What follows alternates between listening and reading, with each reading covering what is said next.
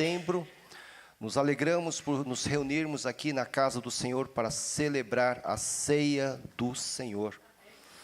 E também quero lembrar que neste mês de setembro começamos na nossa denominação, Convenção Batista Brasileira, a celebrar o mês de missões nacionais.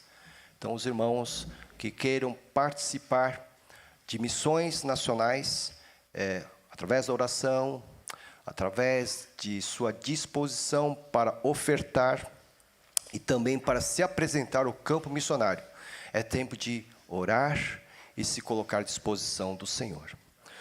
Vamos abrir as nossas Bíblias em Isaías capítulo 11 e vamos tratar nesta manhã sobre o Rei que aguardamos. O Rei que aguardamos. Isaías capítulo 11, do versículo 1 ao 9. Um ramo surgirá do tronco de Jessé, e das suas raízes brotará um renovo.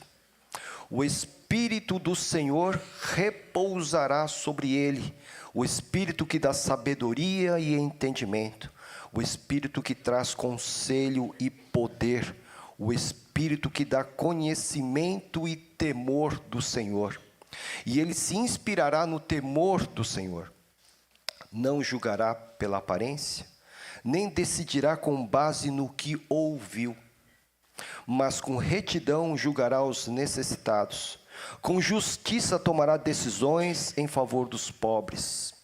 Com suas palavras, como se fosse um cajado, ferirá a terra. Com o sopro de sua boca, matará os ímpios. A retidão será a faixa de seu peito, e a fidelidade o seu cinturão. O lobo viverá com o cordeiro, o leopardo se deitará com o bode, o bezerro, o leão e o novilho gordo pastarão juntos, e uma criança os guiará. A vaca se alimentará com o urso, seus filhotes se deitarão juntos, e o leão comerá palha como boi. A criancinha brincará perto do esconderijo da cobra, a criança colocará a mão no ninho da víbora. Ninguém fará nenhum mal, nem destruirá coisa alguma em todo o meu santo monte, pois a terra se encherá do conhecimento do Senhor, como as águas cobrem o mar. Há 200 anos atrás, nosso país ainda não era uma nação, mas testemunhou a declaração da sua independência. 7 de setembro está aí, vamos completar 200 anos de independência do Brasil. E naquela ocasião, então, passamos a ter um rei. Na verdade, um imperador, porque o nosso país tem dimensões continentais. E o nosso primeiro rei, então, foi o Dom Pedro I. Muita expectativa, muita esperança foi colocada no coração dos brasileiros quando da declaração da independência. Tínhamos agora um rei, totalmente separados de Portugal, aqueles que haviam nos colonizado. Agora somos um país, uma nação, um império, um reino. Só que nós muito bem conhecemos a história do nosso país. Sabemos que, embora houve a euforia no dia 7 de setembro, muito bem retratado ali, né, naquele quadro da independência, junto às margens do Ipiranga, embora houve aquele marco histórico, as coisas não foram tão bem assim. Haja visto que nós estamos vivenciando hoje. Cerca de 70 anos depois, quando foi proclamada a República no Brasil, houve outra grande esperança. Só que tempos depois, já na época de Dom Pedro II, brasileiros, depois, né, os brasileiros que se lembravam do império, agora de Dom Pedro II, sentiam saudades do imperador, porque as coisas não estavam bem. Não estavam bem com Dom Pedro I, não estavam bem com Dom Pedro II, não estavam bem com a República, enfim. Insatisfação geral, né? Quando eu olho para a história das Escrituras, do povo de Israel, Nós encontramos também essa mesma disposição. Quando Samuel, o último juiz, o grande sacerdote, o profeta, ele já estava idoso. O povo chegou a ele e pediu um rei. Ele achou que isso não estava certo. Mas eles disseram: Samuel, os seus filhos não andam segundo o seu espírito. É melhor a gente ter um rei. Samuel ficou muito chateado. Mas Deus diz: olha, não é a você que estão rejeitando a mim. Né? Mas tudo bem, né? Vamos escolher um rei. E aí então surgiu o Saul, rei Saul. E vocês conhecem toda a história do rei Saul. Todos os problemas que ele provocou em Israel, né? Fazendo com que, ao final do seu reinado, ele se suicidasse, né? Para que então Davi pudesse assumir o trono. Bom, a ânsia por um rei faz parte da nossa história, da história da humanidade, da nossa história, história da nossa pátria, história da humanidade, história de Israel. Porque revela o nosso desejo íntimo de ter alguém que nos conduza, alguém que nos guie, alguém que nos lidere. Veja o que aconteceu na Alemanha dos anos 30 para os anos 40 do século passado. Eles queriam um rei. E encontraram na figura do Führer, Adolf Hitler, o seu rei. E vejam o que aconteceu. Parece que há sempre essa busca, essa procura por alguém que esteja sempre adiante, liderando, conduzindo o coração do povo. E isso acontecerá também nos últimos dias, quando se levantar o anticristo. O anticristo será esse modelo de um rei segundo o coração do mundo, que vai atender a todos e a tudo, e há de conduzir o mundo na direção da prosperidade. Ou seja, a humanidade nunca aprenderá a lição. Nós, no entanto, povo de Deus, aguardamos sim um rei. Mas não um rei segundo o coração dos homens. Não um rei segundo Dom Pedro I, Dom Pedro II. Não um rei segundo o rei Saul. E nem mesmo segundo Davi. Davi foi um homem como todos nós. Mas um rei diferente. Um rei que de fato há de satisfazer os nossos corações. E eu quero convidar você a olhar para este retrato que o profeta Isaías tirou, ainda no Antigo Testamento. Ele tem uma visão do futuro. Ele olha para o futuro. E a profecia de Isaías aponta para nós, sem dúvida nenhuma, para a pessoa do nosso Senhor Jesus. Se não, vejamos. Versículo de número 1. Um ramo surgirá do tronco de Jessé. Que Jessé? O pai de Davi.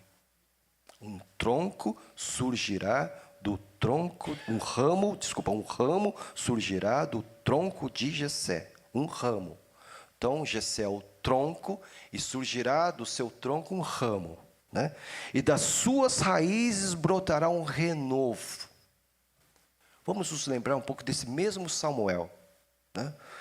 Decepcionado com Saul, decepcionado com tudo que Saul estava fazendo, Deus disse: olha, me arrependo de ter separado Saul. Eu vou mostrar para você um homem segundo o meu coração. E levou Samuel à casa desse Jessé. E Jessé então chega nessa casa, né, e Deus diz: o próximo rei está aí. Aí o que Samuel pensa? Bom, deve ser alguém muito parecido com Saul, porque Saul era um bonitão, né, da época, né? Um homem, né, que aparecia em todo lugar, do ombro para cima, diz a Escritura, que não tinha ninguém que pudesse se assemelhar a ele em beleza. Aí então ele ficou de olho, né? Então o primeiro filho de Jessé apareceu, ele falou: deve ser esse aí, né? Deus disse: não é esse.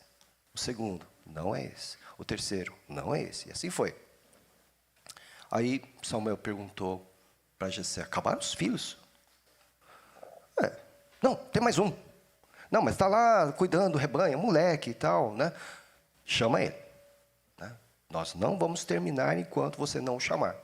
Aí chamaram o menino, né? um menino assim, rosto, né, lá todo ruivo, né, de bela aparência. Eu acho que ele entrou naquela casa com aquela cara de que é que eu fiz, né? Porque ele entra assim, tá todo mundo olhando para ele. E uma das cenas mais lindas que eu acho do Antigo Testamento, diante de todos, né? Samuel pega ali o seu odre de óleo e derrama sobre a cabeça de Davi. Ninguém está entendendo nada do que está acontecendo, mas Samuel sabia e Deus sabia, né? Se tornou, portanto, mais tarde Davi o rei, e Deus o honrou, apesar das suas falhas. Não há líder que não falhe, não há líder humano que não falhe, mas esse rei que nós aguardamos não falha. Aleluia. Porém, Davi então foi agraciado com a bênção de Deus, e nós podemos verificar que Davi é tão agraciado pelo Senhor que ele conquista uma cidade até então pouco conhecida, mas que se tornará a marca do reino de Deus, Jerusalém. Ele conquista Jerusalém, ele então entende que tem que trazer a Arca da Aliança para dentro de Jerusalém. Ele tem um problema no começo, mas depois ele consegue entrar com a arca. E ali um dia ele pensa assim, não, peraí, eu estou num palácio e a arca, a casa de Deus, é uma tenda. Não está certo, não está certo. Eu vou fazer um templo para o Senhor. Natã então foi consultado, o profeta Natã foi consultado, ele disse, olha, faz o que você quiser no seu coração, você tem todo o direito. Mas Deus o impediu e disse a Davi que o filho dele haveria de construir esse templo para ele. Davi ficou chateado? Não. Ele ficou feliz porque o seu filho era ele mesmo, era a extensão de si mesmo. Então ele ficou muito feliz. E outra cena que me chama muito a atenção é quando ele entra, né, entra diante do Senhor, né? E aí ele faz uma oração, ele diz aqui, então o rei Davi entrou no tabernáculo, depois que ele ouviu essa promessa de Deus, que o seu filho haveria de construir o templo, ele entra no tabernáculo e ora uma oração de gratidão, dizendo, quem sou eu, ó soberano Senhor, e o que é a minha família, para que me trouxesses a este ponto? Coração grato, tudo porque, dentre outras coisas, o Senhor prometeu o seguinte para ele, capítulo 7 de 2 Samuel, versículo 16.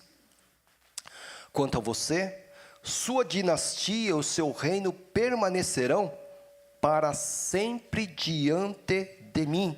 O seu trono será estabelecido para sempre. Você já imaginou receber essa promessa de Deus? Há pouco tempo atrás, o nosso presidente recebeu o coração, né, de Dom Pedro I. Né? O coração de Dom Pedro I. Os descendentes de Dom Pedro I e de Dom Pedro II não estão reinando sobre o Brasil. São figuras respeitadas, honradas, mas não reinam. O reino deles acabou.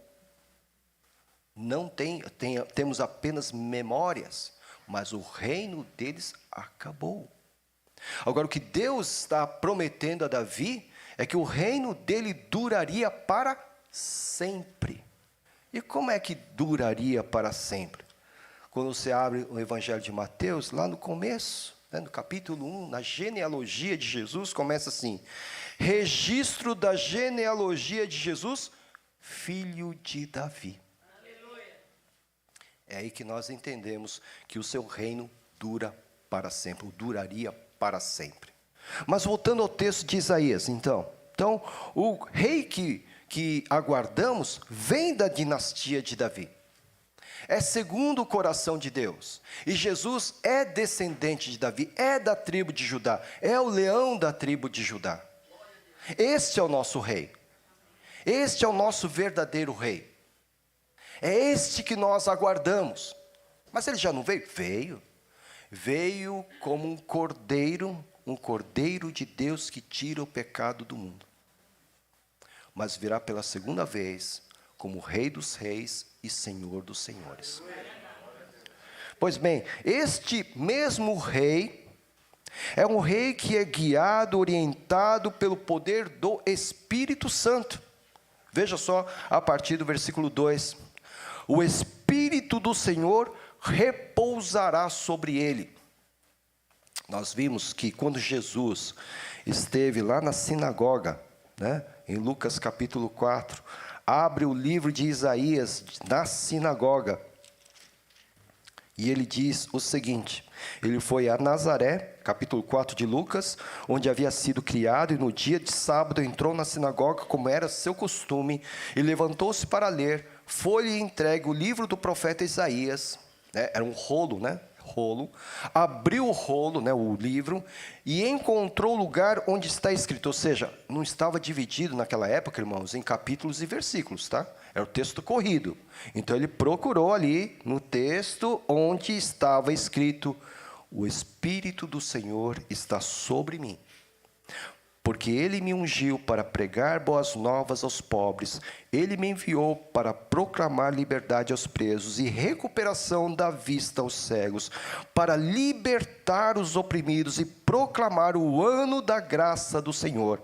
Então ele fechou o livro, devolveu ao assistente e assentou-se. Vocês conseguem sentir o clima de tensão, de expectativa? Na sinagoga, todos tinham os olhos fitos nele. E ele começou a dizer-lhes: hoje se cumpriu a escritura que vocês acabaram de ouvir. O Espírito do Senhor estava sobre ele. Essa promessa foi cumprida. Quando João o Batista batizou a Jesus, ele viu o Espírito Santo descer sobre ele na forma de uma pomba, comprovando que de fato o que Isaías profetizou havia sido cumprido. O Espírito do Senhor repousará sobre ele. E que Espírito é esse? É do Senhor, é o Espírito divino, é a terceira pessoa da Trindade, é o próprio Deus. Haveria de pousar sobre ele esse Espírito que dá sabedoria e entendimento, esse Espírito que traz conselho e poder, esse Espírito que dá conhecimento e temor do Senhor. É nesse Espírito, portanto, que esse rei há de governar. É nesse Espírito, portanto, que esse rei há de dominar toda a criação. Nenhum rei desta terra, nenhum rei, nem mesmo o rei Davi, pôde se portar como o nosso rei Jesus. Porque o Espírito do Senhor, que dá sabedoria, entendimento, conselho, poder, conhecimento e temor do Senhor, estava sobre ele. É esse rei que nós aguardamos. Não haveremos de temer mal algum. Porque esse rei não é conforme os modelos humanos que nós tanto tememos. É interessante, né, irmãos? Nós queremos, mas ao mesmo tempo nós tememos. Queremos um líder forte, um líder nacional forte, que dê conta das questões, dos conflitos, das necessidades, mas ao mesmo tempo nós tememos, porque ele pode ser, entre aspas, forte demais. Benito Mussolini, Joseph Stalin, Adolf Hitler. A história nos traz vários exemplos. Mas este rei terá o Espírito do Senhor, tem o Espírito do Senhor repousando sobre ele. E ele é guiado e é sustentado e é orientado pelo próprio Espírito do Senhor. E como será o seu governo? O seu governo se inspirará no temor do Senhor, versículo 3. E ele se inspirará no temor do Senhor, na reverência a Deus. Há países hoje no mundo que não querem nem saber de Deus. Vocês sabem, irmãos, que o nosso mundo tem 7 bilhões de almas.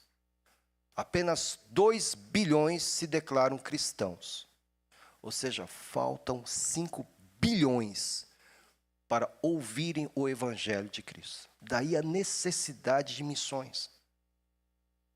Desses 5 bilhões de almas, Muitos não querem nem saber de Deus. Pois bem, neste governo desse rei que é inspirado no temor do Senhor, haverá o quê? Justiça, porque ele não julgará pela aparência. Irmãos, como é duro lidarmos com líderes que julgam pela aparência, com imperadores, com reis, com governantes, que vão julgar pela aparência. Se você é rico, se você tem propriedades, será tratado dessa maneira. Se você não tem nada, você não tem nada. Por que é que eu vou perder tempo com você? Isso é julgar pela aparência. Esse nosso rei, cujo Espírito do Senhor está sobre ele, que é conduzido e dirigido pelo próprio Espírito do Senhor, não julga pela aparência. Nem decidirá com base no que ouviu. Como é triste, né?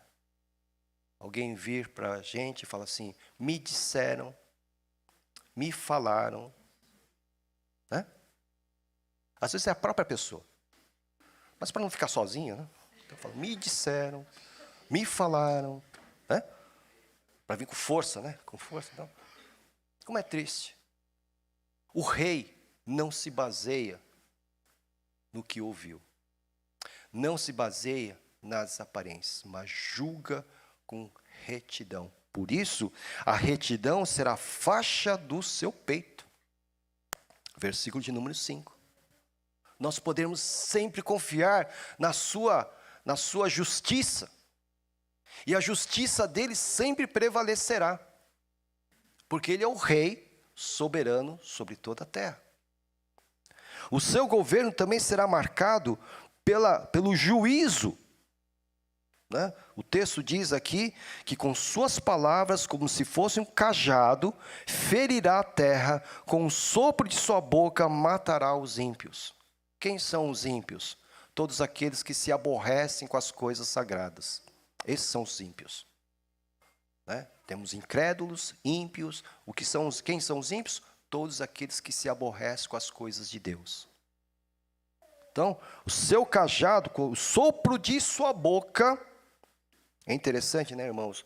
Porque com o sopro da boca de Deus, o homem veio à vida. Foi dado a ele o fôlego da vida. Mas também, através da sua boca, pode haver destruição. Né? Com o sopro de sua boca matará os ímpios. E o sopro está ligado ao vento, e o vento ao Espírito de Deus. Então, o seu governo estará marcado pelo juízo contra os ímpios. Estará marcado contra aqueles que são injustos. É uma coisa interessante, irmãos. Eu já falei sobre o ateísmo cristão, né? Aqueles que dizem que creem em Deus, mas vivem como se Deus não existisse. Eles também estão flertando com a impiedade, sabiam? Aqueles que dizem que creem em Deus, mas vivem como se Deus não existisse, esses estão flertando com a impiedade. E deveriam temer também. Né? A fidelidade será o seu cinturão. Fidelidade a quem? A mim? A você? Não. Fidelidade à palavra dele. Deus é fiel à sua própria palavra. O que ele disse, se cumprirá. Sempre. Então eu não tenho nenhuma dificuldade em crer na palavra dele. Porque não é a palavra de homem. A palavra de homem você pode colocar em dúvida. Principalmente os governantes, né? Hoje diz uma coisa, amanhã é outra coisa. Antigamente, né, dois adversários políticos, um brigando com o outro, e hoje estão juntos. Não é? Na política é assim. O que você poderia esperar? Nada além disso. Mas no nosso Deus sempre há retidão. Nesse rei em quem esperamos há sempre retidão. Fidelidade àquilo que ele fala. Em Deus, nesse rei, que também é Deus, não há sombra de variação. Podemos sempre confiar nele. No seu reino haverá paz. Veja só que quadro lindo. Ele diz: o lobo viverá com o cordeiro. Como assim? Lobo e cordeiro? Predador e presa? Né? Como assim? O leopardo se deitará com o bode. Predador e presa.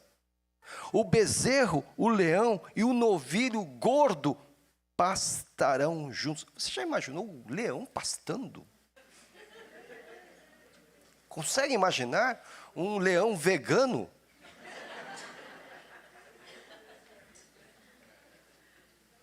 E uma criança os guiará. A vaca se alimentará com o urso, seus filhotes, os filhotes do urso e os filhotes da vaca se deitarão juntos, e o leão, mais uma vez, comerá palha como boi. A criancinha brincará perto do esconderijo da cobra, aquele buraco, né? Colocará a mão dentro do ninho da víbora e não vai se ferir. Quando acontecerá isso, irmãos? Quando ocorrerá isso? Essa é uma visão profética dos tempos que nos aguardam. O governo desse rei é um governo de paz perfeita. Não há inimizades, não há perseguição, não há destruição. Ninguém fará nenhum mal, nem destruirá coisa alguma em todo o meu santo monte. E aqui é interessante que aí ele se revela. Quem está falando? É o próprio Deus que está falando. Ninguém fará nenhum mal. Pois toda a terra inteira se encherá do conhecimento do Senhor, como as águas cobrem o mar. Você já contemplou o mar? Você já imaginou o conhecimento de Deus cobrindo toda a terra? Como as águas cobrem o mar, e esta é a razão pela qual nós podemos esperar um reino de paz.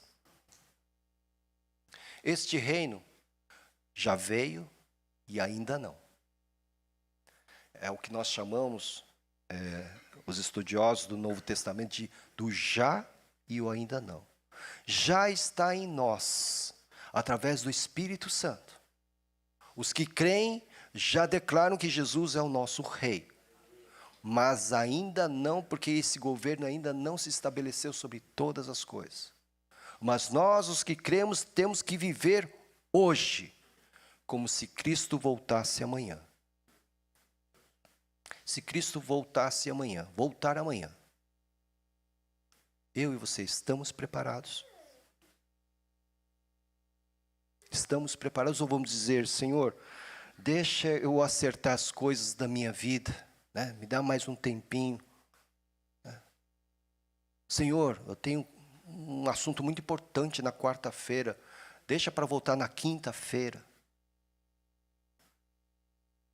Se Ele é o nosso rei, Ele nos governa em todos os sentidos. Em todos os sentidos. E se eu sou o seu súdito, eu tenho que me submeter à sua vontade. O grande pecado desta nossa geração é que inverteram a ordem. Julgam-se reis e que Deus deve ser o seu mordomo, o seu garçom. Quando eu declaro que este rei que nós aguardamos, Cristo Jesus, é de fato meu Senhor, eu estou dizendo que eu tenho que me submeter a toda a sua vontade.